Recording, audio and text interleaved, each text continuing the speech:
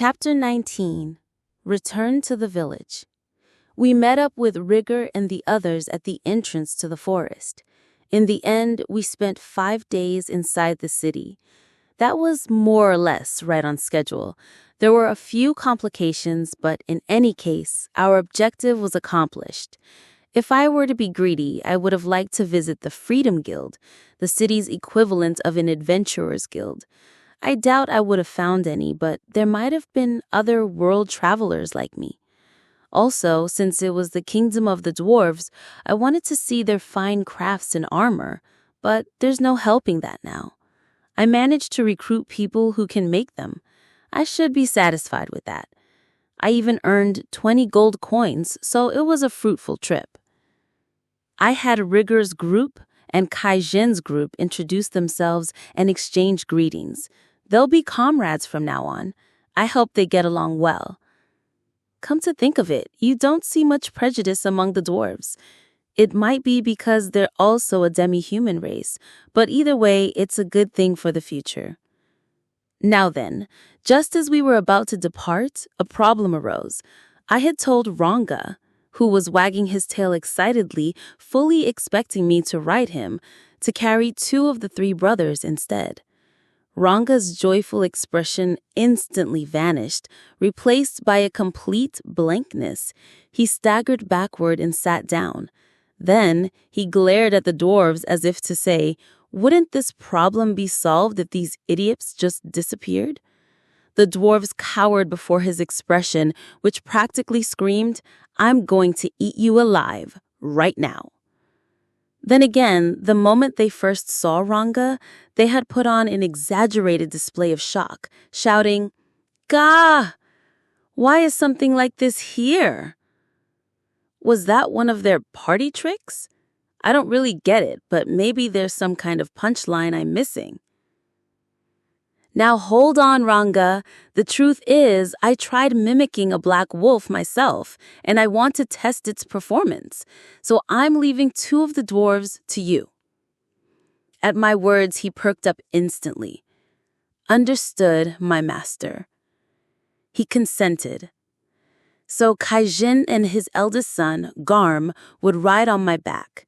The second son, Dold, and the third son, Mild, would ride on Ranga. After confirming the 2 were on Ranga, I secured them with sticky thread. After all, in a world without motorcycles, a speed of 80 kilometers per hour would be a terrifying experience. I wasn't sure if I could even run that fast myself, so I didn't plan on going at full speed. But next it was my turn. Mimic, Tempest, Starwolf. My transformation was complete. Seeing my new form, Ranga praised me. Magnificent, as expected of my master. Of course, you should also work hard so you can evolve into this form. I replied to Ranga's praise. I will live up to your expectations. With a new goal in mind, Ranga's eyes shone with a crimson light. Inspired by the spirit of Ranga, the other Stormfangs also seemed excited. It looks like everyone was motivated. This was a very good thing. Now, when I turned to let Kai Zhen and the others ride, why? They were foaming at the mouth and had passed out. What are they doing, this old man Kai Zhen and his sons? Oh well. Time to show the fruits of my daily practice. I produced sticky thread from my back and pulled Kai Zhen and Garm up. Success. I had been practicing diligently to produce and manipulate the thread. And so, with the unconscious dwarves on our backs, we departed. As an aside, what I thought was a light jog at the start turned out to be over 100 kilometers per hour. It was probably a blessing that Kai Zhen and the others were unconscious. They probably would have fainted from the initial acceleration anyway. I looked at the 2 dwarves on Ranga, Dold and Mild. Are they just tough or are they okay? No, they're not. This must be that rumored state of being unconscious with your eyes open. My condolences. Leaving the fainted dwarves as they were, we continued our journey home. They'd probably be less likely to bite their tongues if they were unconscious. Honestly, if I were in their shoes, I'd hate to be woken up just to experience that terror again. I'd rather it be all over by the time I woke up.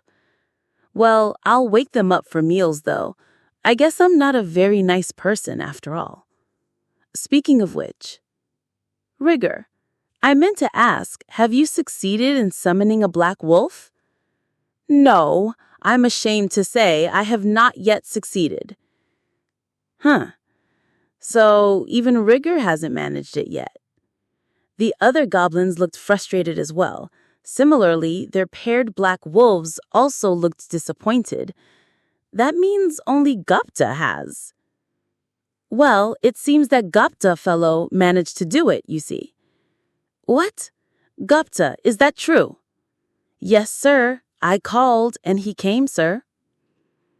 At his words, the other goblins and black wolves' eyes burned with a new competitive fire. But that makes sense.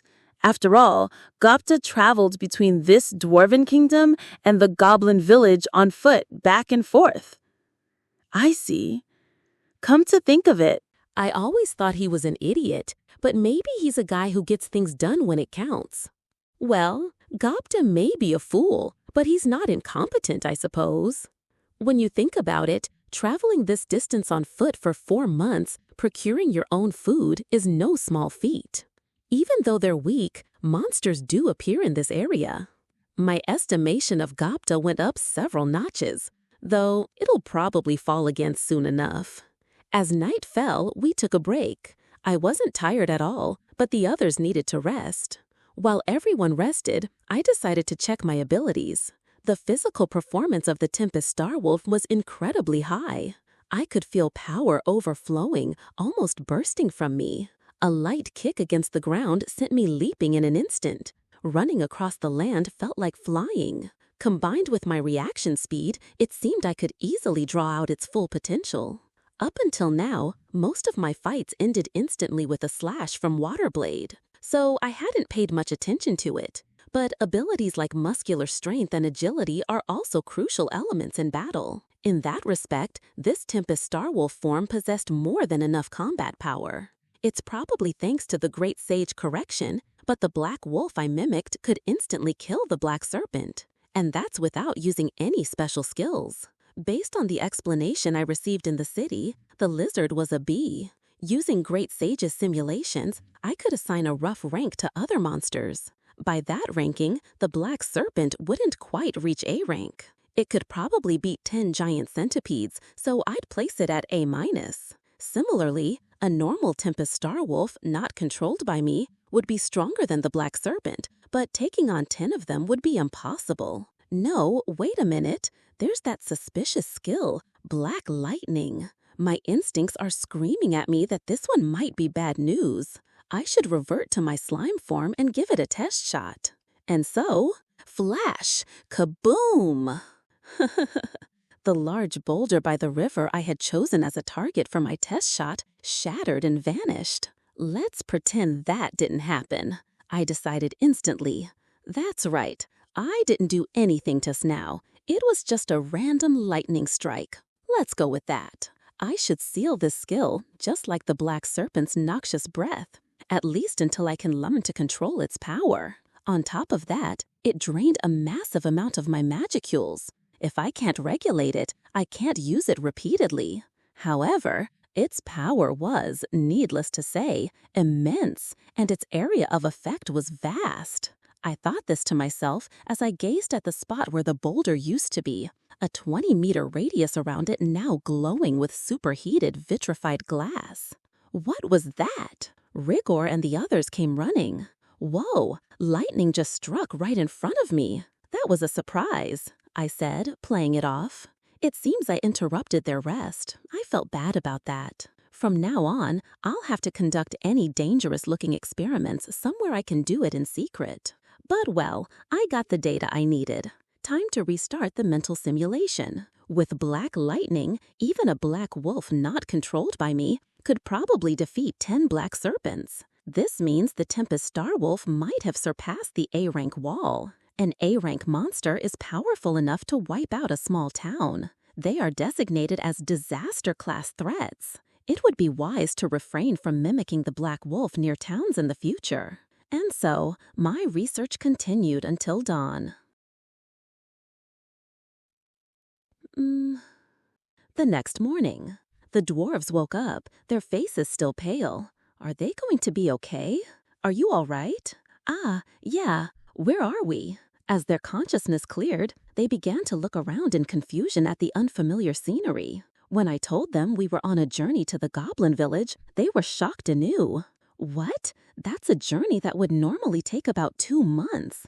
You need to pass through towns to procure a carriage, or you'll run out of food. They were acting surprised about this one of all times. What are you talking about? I started to say, but then I stopped. Come to think of it, I had never explained how we got here or our travel speed.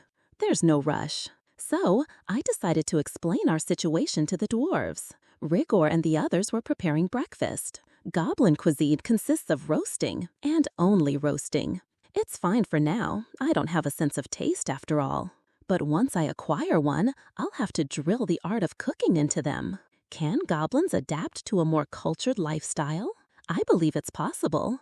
I don't know how it will turn out, but I intend to try everything I can. It would be a problem if cooking is where they stumble. While eating breakfast, I explained our plans for the near future. When I told them we would arrive at the village in about 2 more days, they replied in unison, "Impossible!" They weren't convinced. But then, the equation, arriving in 2 days equals traveling at an incredible speed, finally clicked in their minds, and they clutched their heads and crouched down. I felt a little sorry for them, but they'll have to endure it. Don't worry, I'll slow down to about 60 kilometers per hour for you. I comforted them. It was a lie, though. We resumed our journey.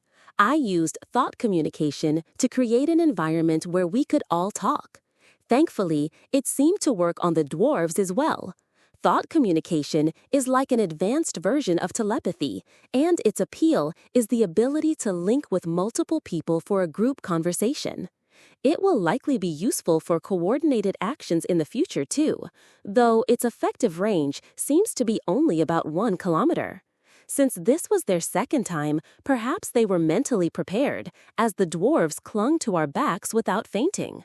The wind pressure seemed to make it impossible for them to open their eyes, so I tried creating a thin film with my thread. It worked surprisingly well. I'm getting better at controlling it with my thoughts. It seems that with enough practice in manipulating magicules, a fair number of things become possible. I had the dwarves teach me about the common sense of this world as we traveled. The goblins also listened intently to the dwarf stories. They compared it with their own knowledge, and the conversations seemed to be lively. I was relieved that they seemed to be getting along. At this rate, they should do well in the village. Apparently, dwarfs and goblins have the same roots. The dwarven race, long-lived demi-fae. The goblin race, short-lived demi-humans. The difference arose through the process of evolution, though in the goblins' case, wasn't it more of a devolution? The hobgoblins that the goblins evolved into might be something like a demonic version of dwarves. Their lifespan might have increased with their evolution too. Well, they don't seem particularly dexterous, and there is the difference between monsters and fae. Even among demi-fae, dwarves are a race closer to monsters than elves are. That's probably why they could get along so naturally once they got used to each other. I remembered something and decided to ask. Kaijin, it's a bit late to ask, but are you sure about this? You respected the Dwarven King, didn't you? Ah, that. I did respect him. There isn't a dwarf alive who doesn't. I mean, the hero from the fairy tales is our king, you know. That's true. The hero you hear about in bedtime stories. That hero is alive, supporting and protecting you as your king. When you put it like that, it's only natural for everyone to admire and respect him. Everyone wants to be of service to the king. He always does what is right and never forgives wrongdoing, the very image of an ideal king. To continue doing that in reality, how much must he be sacrificing of himself? In a way, it's almost terrifying. He must have incredible mental fortitude. Perhaps that's why everyone believes in the king. Do I have that kind of resolve? I became the master of the goblins by chance, but what comes after? Hey, Kaijin, why did you come with me? When you think about it, wouldn't the correct choice have been to return to the king's side? To this question, Kaijin replied, "Ha ha ha, you're surprisingly sensitive, boss. That's easy. It's because it looked like fun. I had a gut feeling. This guy is gonna do something big, I thought. A reason like that is more than enough, right?" A reason like that is enough, huh? It is enough. There's no doubt about it. Don't come crying to me later. I'm famous for being a harsh taskmaster, you know. That's right, because I don't do anything myself. I leave things to others. I rely on others. But if they rely on me, I want to help them. I hope to be the kind of person who can be like that. I know. I was satisfied with his reply and gave a nod. 2 days later, we arrived at the village right on schedule. We had accomplished our goal and returned home.